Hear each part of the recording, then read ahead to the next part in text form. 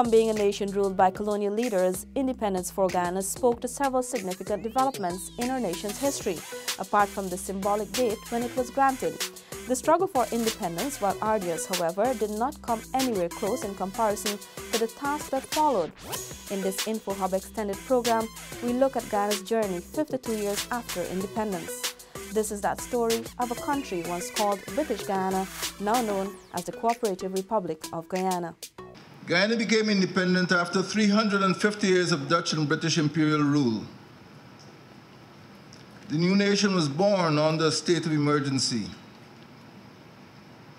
The acrid odor of civil conflict hung over the land like a pall.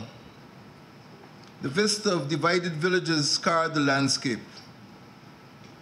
The voices of disunity and enmity echoed in marketplaces and bottom houses. We had a new name, a new national anthem, a new flag, a new coat of arms, new passports, new postage stamps, new coinage, a new constitution, and a new National Assembly. These new symbols, however, did not make us independent. We were very much still British Guyana on the night of the 25th of May, 1966. Undoubtedly, the expectations of all Guyanese were that with political independence, we would have enjoyed political stability and national unity. The bear hug embrace between Jagan and Burnham, the architects of Guyana's freedom, only minutes before the attainment of nationhood, promised much, but in the final analysis realized very little. Unfortunately, the stark reality is that today, despite several positives, the country still grapples with attaining true national unity. Railing against the ethnic arithmetic of the past, the coalition government in 2015 established the first ever social cohesion ministry, which has been on a mission to construct a more cohesive society, one that enables our people to coexist and to cooperate with each other. To achieve true cohesion, Minister of Social Cohesion Dr. George Norton said that as Guyanese, we must learn to respect the beliefs and customs of our fellow brothers and sisters. For us to become truly united as a people, we must first be cognizant and fully comfortable and aware of who we are as individuals. The key to us embracing diversity and promoting tolerance is to be proud of ourselves, of our culture, to be proud of our traditions, ethnicities, religions, and all the things that make us who we are as individuals. From that, we can begin to appreciate the differences and similarity of those around us. Guyana only recently celebrated its third annual Social Cohesion Day. Prime Minister Moses Nagamutu in his official address noted that social cohesion is no longer a dream but a growing movement in Guyana. Social cohesion creates a sense of belonging and fights against exclusion and marginalization of any group of persons on the basis of their race, ethnicity, gender, sexual orientation, faith, occupation, age, etc. Meanwhile, towards political inclusiveness, recently we saw our communities liberated from the paralyzing failure to conduct local government elections. This in turn paved the way for the establishment of several new towns, including Bartica, Madia, Mabaruma, and Lethem. Independence vested us with the responsibility of being guardians of our territory, custodians of our national patrimony, and masters of our own destiny. Our new status imposed an obligation to improve our citizens' access to public services. The old colonial economy had produced an army of landless and impoverished peasants and workers. It had consigned the mass of the people to an existence of persistent poverty. President Granger noted that a new state was expected to surmount the legacy and impediments of 3.5 centuries of economic exploitation. It was expected to educate masses of unemployed young people, to enhance the productive capacity of workers, to eradicate poverty, and to ensure everyone's well-being. These have not been easy tasks. The old economy was dominated by 6 commodities: rice, sugar, bauxite, gold, diamonds, and timber. Excessive economic dependence on the export earnings of these 6 primary commodities exposed us to the volatilities of global commodity prices. The old economy was susceptible to external shocks.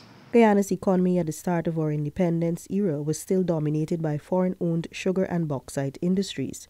Public infrastructure was in an uncertain state. The public education system was weak. The forthcoming independence, therefore, was a necessity, and Guyana was able to make rapid progress and substantial advances in the immediate post-independence years. The public education system was strengthened by the construction of the University of Guyana, the Cyril Potter College of Education, the New Amsterdam Technical Institute, Guyana Industrial Training Center, 6 multilateral schools, and hinterland schools for indigenous students. The foundation for modern public infrastructure was laid with the rebuilding of the coastal road network starting at Skeldon, the reconstruction of sea defenses, the construction of the Soesdijk-Linden Highway, bridges across the Kanji and Demerara rivers, a new international airport at Atkinson Field, today called the Chedi Jagan International Airport, and of course the massive Mahaica-Maiconia Bari Agriculture Development Scheme. Public housing was augmented by several schemes, and public utilities, such as rural electrification, telephone services, and household pure water supply, were extended. These sources of pride remind us constantly of our distinctiveness and of the fact that we are an independent nation in the international community. Guyanese can be proud of what we have achieved. These are the first fruits of freedom, which have fed and nourished a generation. 52 years, it is the coalition government's task today to complete this mission of building a strong, resilient Guyana. Within the last 3 years, much has been achieved. In pursuit of achieving greater economic independence, the coalition government has reconfigured an executive cabinet to give leadership, reform the public service to enhance its efficiency and assure its integrity, improve the ease of doing business, attract increased foreign and local investment, supported industrial development through the establishment of industrial estates, encouraged small and micro enterprises, and revitalized our village economies, pursue economic diversification, augment value-added industries, and introduce new developmental portals. Sugar has been right-sided and rice set back on a sure footing with new markets. Today I feel vindicated that it is possible that our farmers can have greater markets for their produce, particularly rice and paddy, and that the rice industry has a viable, profitable future in this country. And I want to personally thank the government and the business sector of Mexico, and to pay compliment to Ambassador Ivan Martinez for his leadership in spearheading this effort to improve the trade relationship between our two countries. Meanwhile, the education sector is being realigned to produce the skills necessary for economic transformation. It has been an article of faith of the coalition administration that every child must go to school. Aside from the hundreds of schools built countrywide, there is a continued effort geared at guaranteeing students are taught by qualified teachers who are equipped with the relevant tools. Additionally, students have benefited from the President's 5Bs program, which provides books, boots, breakfast and boats, buses and bicycles to ensure their school attendance. ICT has become the main ingredient for development globally, and Guyana is no different. There has also been a focus on encouraging Guyanese to develop their capacity in information communication technology and to pursue careers in science, technology, engineering and mathematics, STEM-related fields. The education sector is where we have placed the most emphasis. You would recall that one of our first acts as a ministry was to distribute laptop computers to every qualified teacher in all 10 regions. Of course, this is being followed up now with computer literacy training for the teachers who are not yet computer literate, especially in our hinterland regions. Infrastructural developments have been progressing at a rapid rate, with the establishment of 2 international airports, 4 pedestrian overpasses built, work on a new Kitty roundabout, 4-lane expansion of the East Bank Demerara Road, construction and repairs of many village and urban roads. There are also plans to construct a new Demerara Harbour Bridge, and work has started on the road linking Brazil to Lethem. An ongoing $150 million expansion and upgrade project of the Chedi-Jagan International Airport is expected to yield 4 air passenger boarding bridges for passengers' arrival and departure, a 450-person seating departure area, escalators and elevators, in addition to an extended runway that would cater for larger categories of aircraft. We envisage bridging the Demerara, a new fixed structure in the Demerara. We're talking about a new road, a roadway connecting from Sand Hill, going all the way to linking back up with that same Perica Goshen Road. I mean, it's all nice virgin land. We're talking about Molson Creek to Oriala to Molson Creek work. We're talking about redevelopment of Stellens. I mean, I have a proposal which I'm going to send to cabinets, and about redevelopment of both the Freedom Hoop and the Georgetown Stellen. I mean, that is prime land, prime commercial land. What we're supposed to be doing is not just anchoring ships there. We're supposed to be doing in any other country that would be in riverside property with commercial venues and those things like that. I have a proposal. As you see it now, it's not the final thing. It should. I have a proposal on doing some boardwalks in the seawalls area. You know what I mean, which is both will help with our sea defense work, as well as make a space for people on Sundays. You know what I mean. So therefore, I mean, it's done. It's quite easily done.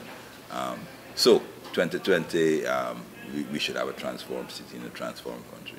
During the coalition's 3-year tenure, there has been an increase in the number of medical personnel stationed across the regions. A new drug procurement system has been installed. Medical outreaches are being held to bring healthcare services to those who cannot afford, and several hospitals and health clinics have been repaired and upgraded. Our Ministry of Foreign Affairs will continue to advance the nation's economic interests, securing protection for the defense of our territorial integrity within the international community. Our Ministry of Public Security continues to place emphasis on equipping the enforcement arms of the state with the resources to enable them to serve our citizens and safeguard our independence. All these achievements and more are being felt by the thousands of proud Guyanese who share their views of the strides the coalition government has been making in its 3 years in office. Personally, I would say we would have progressed very beautifully. I was born around that time. I am 52 plus, so that tells a story. I am of the opinion, or it's my view, that as Guyanese, we would have progressed in a wonderful way. We would have had our challenges, and people may say different things from time to time, but I am of the opinion that we would have progressed beautifully over the years. Out of the acquisition of oil, I can see it's doing better for Guyana in terms of getting closer to what we say the first world countries have achieved. We would be able to achieve very many things, better roads, better infrastructure, because there now you have the money and you take that money and you invest it in the country. I feel it's a good thing because after Guyana gained its independence, the country is progressing. So far, I don't feel it's a bad thing, you know what I mean? We celebrate the independence after so long. You know, it's nice that we are celebrating something still to get ourselves together as Guyanese people, you know. When Guyana gained independence in 1966, it was viewed as one of the newly independent states of the West Indies that would go on to prosperity. The rich mineral resources of our country, the large sections of arable land, a young population eager to work and develop this country, all of these could be exploited to make Guyana one of the more prosperous countries. For years, this was not realized, but Guyana is set to take the world by storm come 2020. This follows the estimated 3.2 billion barrels of oil found in the Stabroek block by ExxonMobil and partners. Minister of Natural Resources Raphael Trotman said that this will allow for massive transformational development of our nation in the coming years. We also aim to be the gateway into and out of South America, to be a nation with resilient people and attitudes who dare to dream and to take risks, because we believe, and our foreparents also believe, that the future is not one that is to be waited upon with a golden platter, but one that is to be seized. The last 52 years of Ghana's transition from plantation to nation has been full of challenges. As we reflect on our journey, in some respects, we are better off now. There is no doubt that Ghana will have a bright and prosperous future. But how do we get there? One of the key elements in creating a prosperous Ghana is that of unity. You have been watching InfoHub Extended. On this program, we highlighted some of Ghana's achievements over the 52 years. Thanks for watching. Do join us again. Goodbye.